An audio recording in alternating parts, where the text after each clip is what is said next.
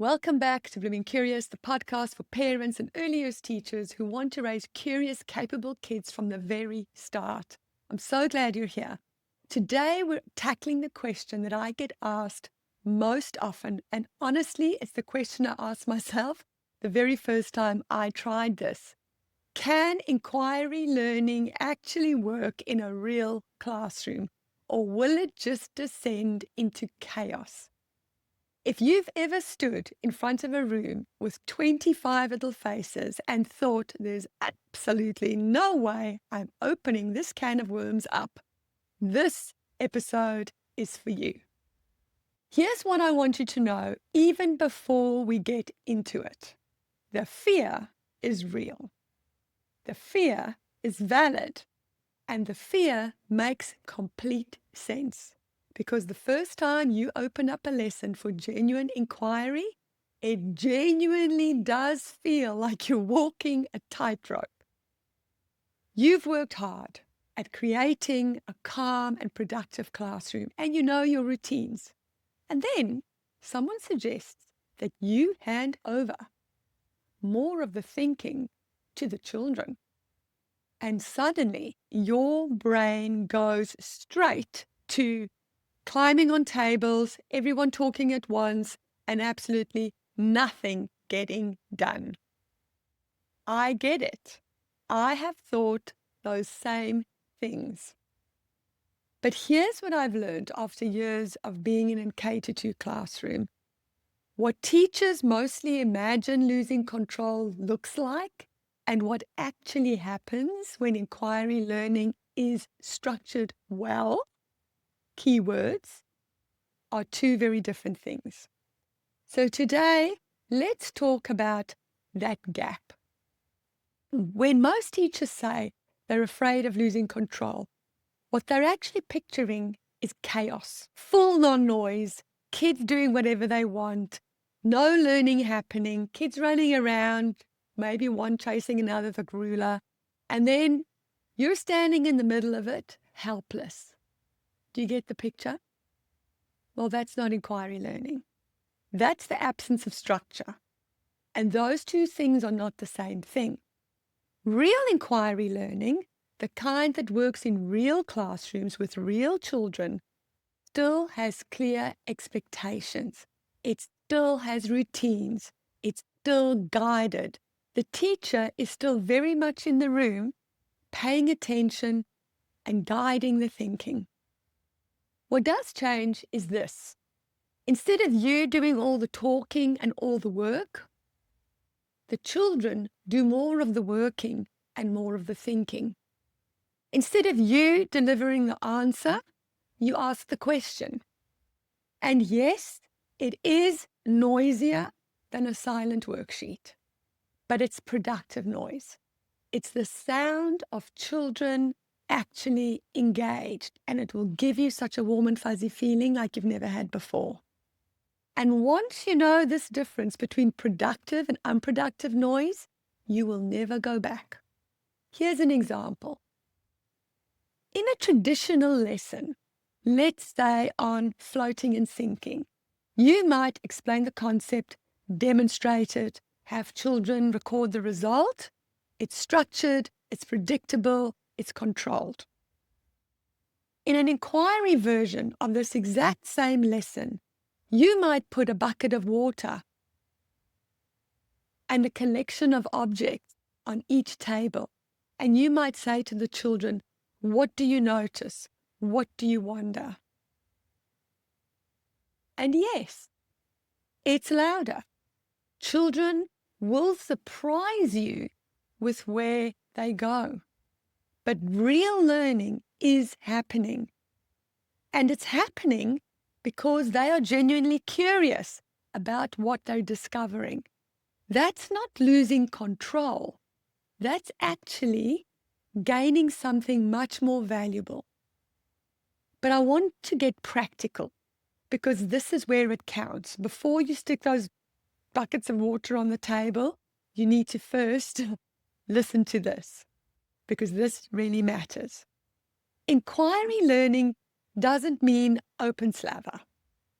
The teachers that do well have 4 key structures in place, and I want to walk you through each one of those.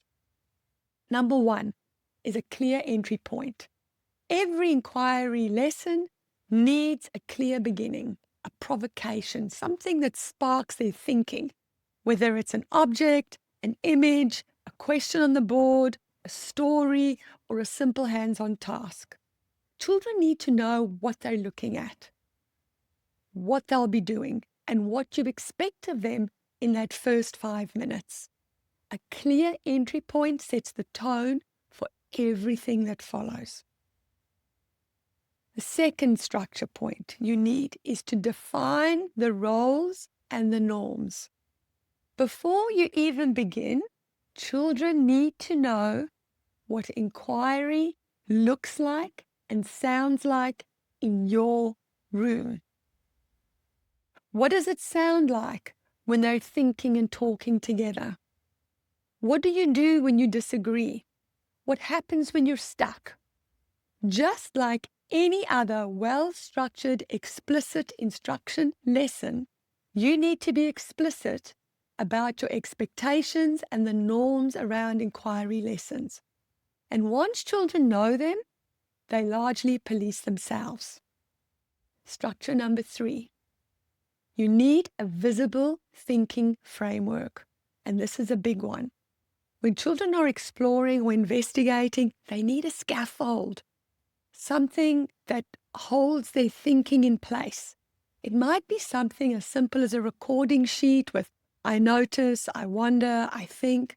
It might be a diagram, it might be a question map, or a group discussion framework like a think, pair, share. But the framework keeps the children anchored. It also gives you something to assess and a structure for you. I'll leave a link for you in the show notes or the description of some of the graphic organizers in my resource library that you might find valuable for this. Structure 4 is you need a strong close. Every inquiry lesson needs to come back together. This is where you, as the teacher, do some of your most important work. You draw those threads together. You name what you discovered. You connect it to the learning intention. Children need that landing, and honestly, so do you. It's where you can see that they've actually understood, where you can correct any misunderstandings or misconceptions, and where you can celebrate the thinking that happened. With those 4 structures in place, inquiry learning doesn't feel like a tightrope. It doesn't feel like chaos. It feels like a really good lesson. Now, I want to say this clearly. You do not need to overhaul everything you do. If the idea of a full inquiry unit feels overwhelming to you, start with 5 minutes. 5 minutes at the beginning of a science lesson, where you put something on the table and you ask, what do you notice? Before you teach anything. Or 5 minutes at the end of a maths lesson, where you're just asking, did anything surprise you today? Does it always work out? Can you think of a time it might not work out? Or just 5 minutes of wonder time, a weekly time slot where children can write or draw something that they're curious about with no pressure to find the answer on that day. And I've spoken about this on other episodes where we can use those wonder questions, and I'll link for you in the show notes episodes where we spoke about what you can do with those wonder questions. Inquiry is a muscle for you and for your students. And like any other muscle, it gets stronger the more you use it. But you don't build a strong muscle by lifting the heaviest weight you possibly can on day 1. You start small. You notice what happens and you build from there.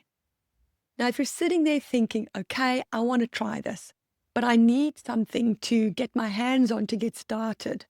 Well, I've got several resources for you.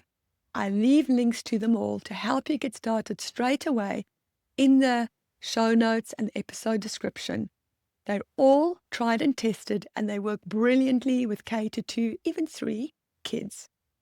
Listen, if this episode resonated with you today, I'd love you to share it with a colleague, a teacher, or a parent who's curious about inquiry learning but hasn't quite taken the step. Sometimes all it takes is hearing someone say, the fear is normal and here's what to do with it.